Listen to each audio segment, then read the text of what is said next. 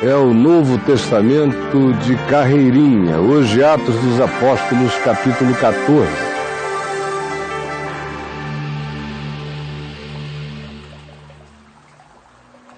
E depois de Paulo e Barnabé terem pregado em Antioquia da Pisídia, prosseguiram o seu caminho, deixando para trás discípulos que transbordavam de alegria e do Espírito Santo. Em Icônio, Paulo e Barnabé entraram juntos na sinagoga judaica e outra vez falaram de tal modo que veio a crer grande multidão, tanto de judeus como de gregos.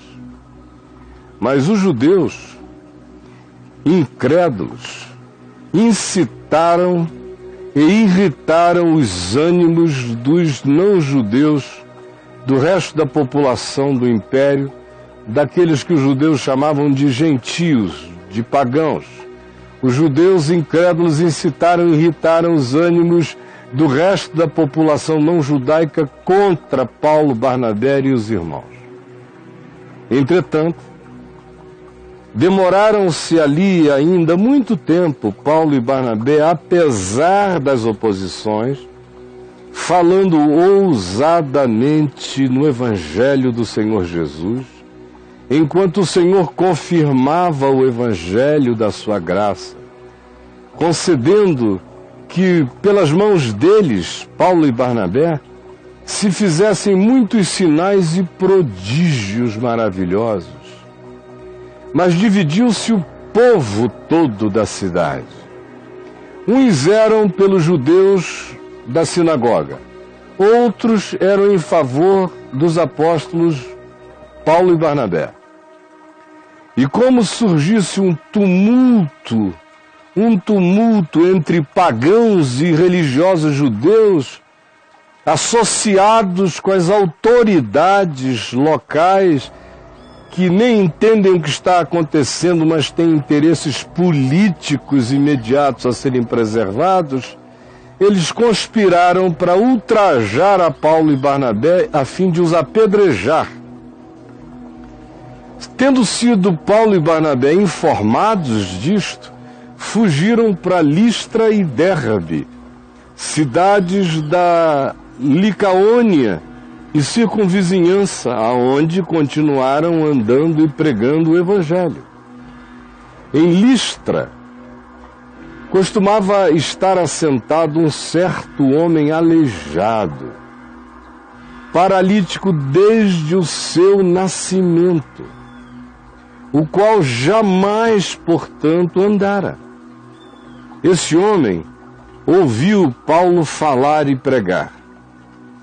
E Paulo, fixando nele os olhos e vendo que ele possuía fé para ser curado, disse-lhe em alta voz: apruma-te direito sobre os teus pés. E o homem, paralítico de nascença, saltou e passou a andar.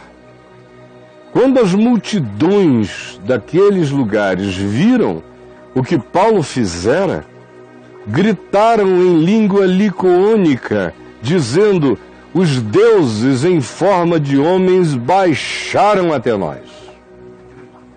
A Barnabé chamavam de Júpiter, e a Paulo chamavam de Mercúrio, porque na mitologia grega, Mercúrio era o principal portador, condutor de oráculos e da palavra. E assim eles interpretavam a Paulo como sendo um Mercúrio encarnado diante deles.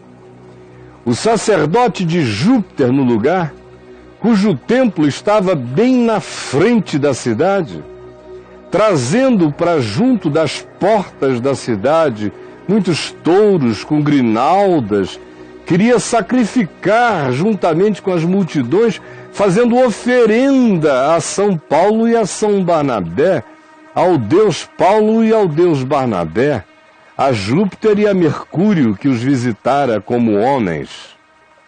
Porém, ouvindo isto, os apóstolos Paulo e Barnabé rasgando as suas vestes, ficaram nus na praça. Saltaram então para o meio da multidão, mostrando a sua nudez e clamando com as vestes rasgadas. E diziam: senhores, por que fazeis isto? Isto é loucura. Nós também somos homens, vejam. Somos homens como todos vós, sujeitos aos mesmos sentimentos, às mesmas emoções, às mesmas fraquezas. Porém, vos anunciamos a boa nova para a gente, como eu e como qualquer um aqui. Anunciamos o Evangelho para que justamente dessas coisas vãs, tolas, pequenas, idióticas como idolatrias, vos convertais ao Deus vivo, invisível, eterno, que fez o céu, a terra, o mar e toda a vida que existe em qualquer lugar, o qual, nas gerações passadas, permitiu que todos os povos andassem nos seus próprios caminhos. Contudo, não se deixou ficar sem testemunho, jamais, fazendo ele mesmo e dando ele mesmo testemunho, anunciando ele mesmo a sua palavra de sol a sol, fazendo por toda a terra ouvir-se a sua voz e as suas palavras até os confins do mundo, porque ele nunca deixou ficar sem testemunho de si mesmo, fazendo o bem e dando a todos os homens aves vindas do céu, as chuvas que regam a terra e as estações frutíferas que, na sequência natural, não faltam.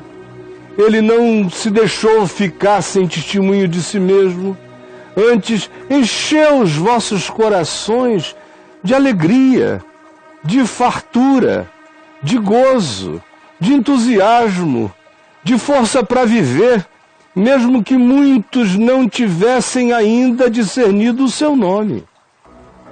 Ora, dizendo isto, foi ainda com dificuldade que Paulo e Barnabé impediram as multidões de oferecerem sacrifícios em seus nomes e a eles como divindades.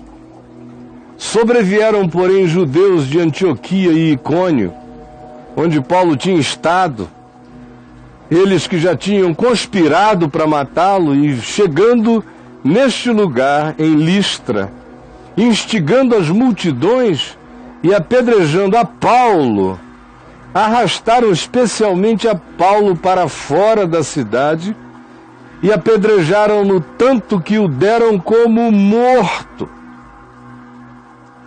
Rodeando-o, porém, os discípulos levantaram a Paulo e arrastaram-no andando para dentro da cidade. No dia seguinte, partiu Paulo com Barnabé, deixando Listra, foi para Derbe.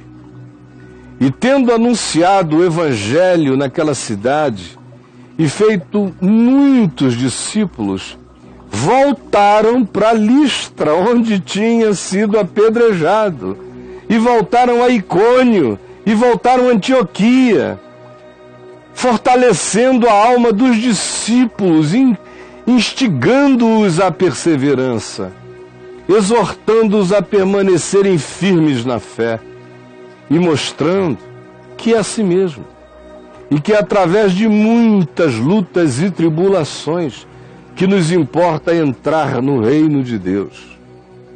E promovendo-lhes em cada igreja a eleição de presbíteros, depois de orar com jejuns, os encomendaram ao Senhor em quem haviam crido.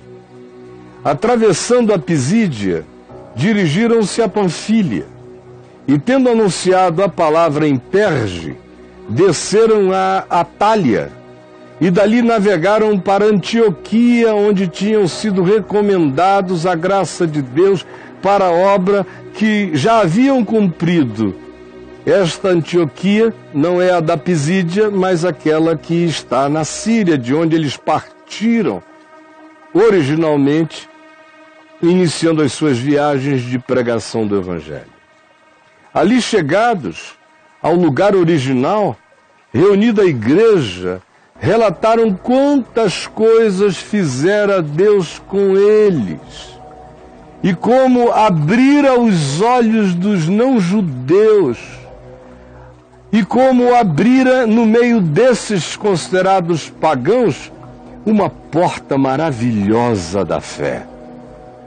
E permaneceram não pouco tempo com os discípulos em Antioquia, fortalecendo e sendo fortalecidos.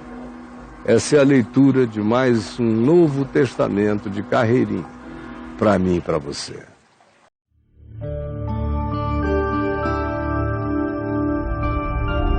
Vem IVTV, o canal é você.